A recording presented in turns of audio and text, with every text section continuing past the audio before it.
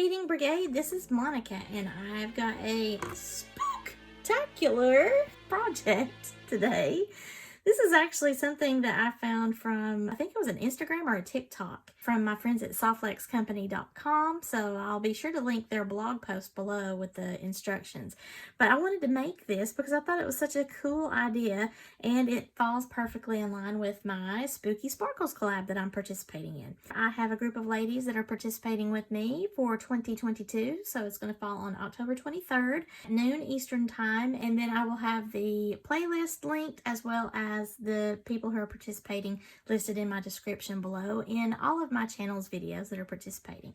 So I will be doing Sparkle by Monica here at Beading Brigade, Crafty Gal ASMR, and so I've got several other ladies that are participating. I hope that you'll stick around and check it out with us. This is a little beaded spider that I made several years ago, and God love it, it's gone through all kinds of classes and several different moves to different states. So it's had a little bit of a excitement in its life, but there it is. It's a really big spider with a lot of interesting look to it. I've got a beaded bead here on the back, which made a perfect little bottom, I thought, and I thought that this would just keep us company here for a spiderweb jewelry project. And the tools that I will probably use will be a flush cutter so that I can cut the bead stringing wire, and it just cuts it flush as the name suggests.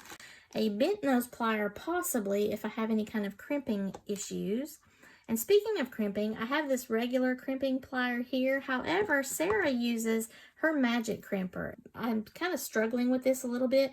I'm just not used to using it, although it's very simple. It's only got one little groove there, but in my other project that I did at Sparkle by Monica recently, I really had a hard time, so I had to wind up crimping it first with this and then going around it with this, because the crimps that I were using, or the crimp beads rather, they were a little bit small, so I had a hard time getting that to just cooperate on its own. Then I've got 3 different colors of soft flex wire. I have a white quartz color, and there is just a beautiful snowy white. Then I have this satin silver color that I thought would make a really pretty spider web. Then, of course, I have the black onyx. Then I purchased some of these beads from the, I believe this is from the Spider Queen kit, and this was from Soft Flex as well, but these are some really cute beads that I thought lent themselves well to a spooky vibe, and I might use them to be like little sparkly drops on the spider web. I don't know, I haven't decided yet. She didn't do that on hers, so I thought maybe I might be a little bit different. I don't know. I've got some number 2 size crimp tubes, and you can do that or the crimp beads. I think she used the crimp beads. I do have the charcoal or the gunmetal crimp tubes in that same size. Then I have various spider charms here and spider web charms that I got from the Spider Queen kit from Soft Flex, as well as the, I think it was the Halloween candy bundle from Jesse James in their little trick-or-treat kit that they were doing like a Halloween party with Soft Flex. So I got a little bit of everything here. Then I have some ear wires in the gunmetal color, and I'm going to probably do like a smaller spider web to turn into some earrings, as well as a large one so that my friend here will have a spider web that I can attach to the necklace. Now, specifically to the wire, this is the 0.019 diameter, and it's a 10-foot spool length that I have on each of these colors at the 49 strands wire. So that means there's 49 strands that are combined together in the one colored strand that you see. First off, I'm going to get the satin silver color of the beading wire, and I'm going to measure 6 inches on my Create Room board here, this mat that I have on my table, and use my flush cutters to just cut that off. So I want to put the crimps on. Okay, so on the bead stringing wire piece, first up, I need to just put on 7 of the crimp tubes. Make sure I have 7, 3, 6, 7. So now I want to just pull one up here on the end. The other side of the wire, I'm going to just feed that through the crimp tube over here. And she did about a 10-millimeter size, so if you have a measurement, then you can do that, or if you have a 10-millimeter size bead, you could do that.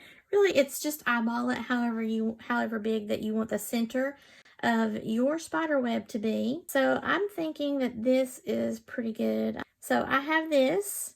And then I'm going to go in here and crimp that with, I'm going to try the Magic Crimper. Now this only has one hole, so it makes essentially like a little round bead. So I'm going to give it a squeeze, and then I'm going to come over here on the other side. And then you just keep going around it until you get it to be looking like a little round bead. So this is where I struggled the other night with using this tool. And eventually I got what I needed, but I had to kind of be a little bit different. Now, something that's going to be a little bit problematic for me is trying not to squeeze all of my other crimp tubes as I'm going around. So I don't want to flatten that. I'm just trying to go around and around in circles. And this is a lot easier to do with the crimp tube versus the crimp bead that I was using the other night. Then I don't squish the other crimp tube. So there it is on a size 2 crimp tube. It does eventually look like it's just a little rounded bead. And now I'm going to add a piece of wire into each tube, and I'm going to use a 4-inch piece of wire in each one of those. Now I'm going to need to cut several pieces of wire in 4 inches of length, and then I'm going to feed it through each of those crimp tubes and just center it. So I'm going to be doing that here with the other wire. So this is a little bit tricky here, and we'll be adjusting these as I go because it's going to be kind of hard to hang on to. Mine doesn't look as neat as hers did, but there we go. So now I need to go on each one of those where the wire is centered and use the Magic Crimper to crimp each one of those tubes, and then we'll add another layer of crimps and wire.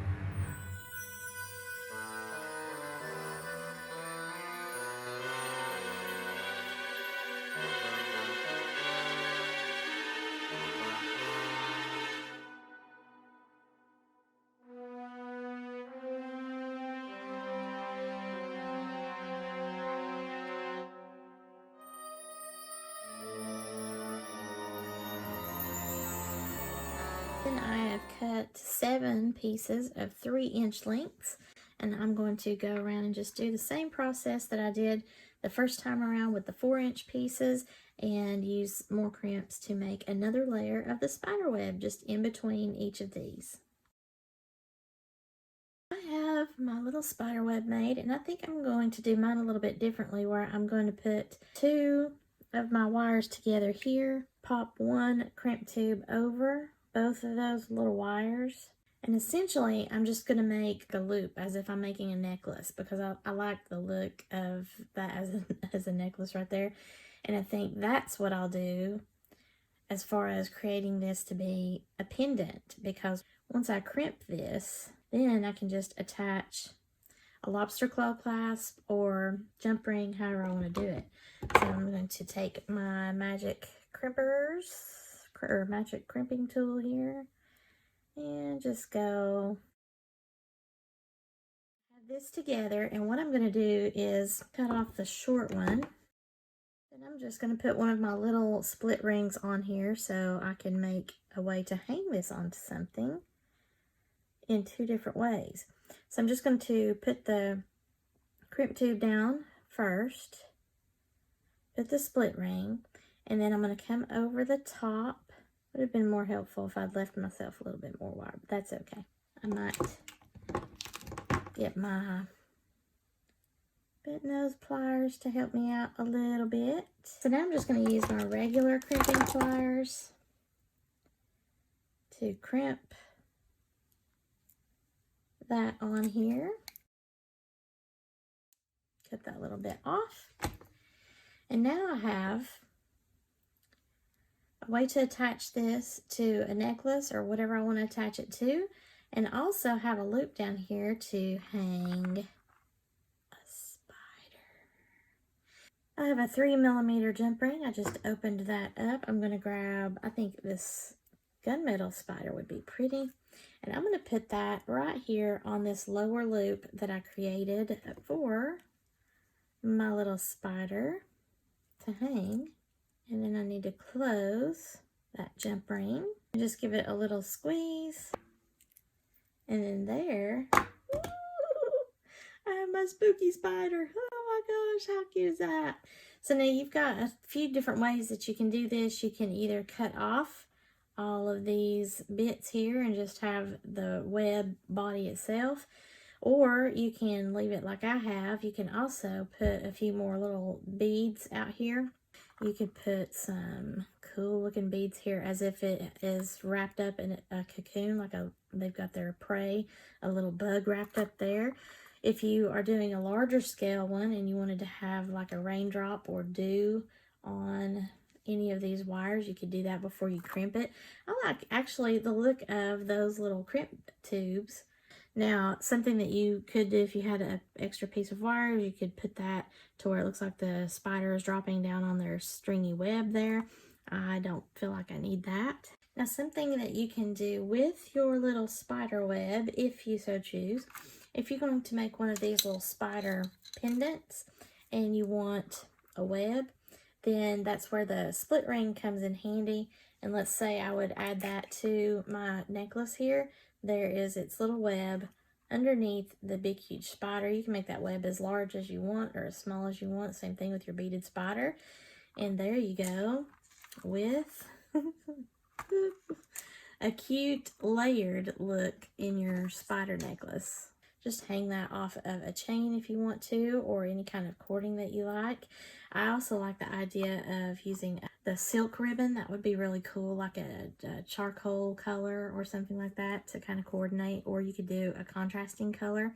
It's up to you completely, and there's so many different ways you could play around with this, but this is cool. This is the first time I've ever made one of these little webs, and obviously I should practice more, but it gives you an idea there. How cool is that?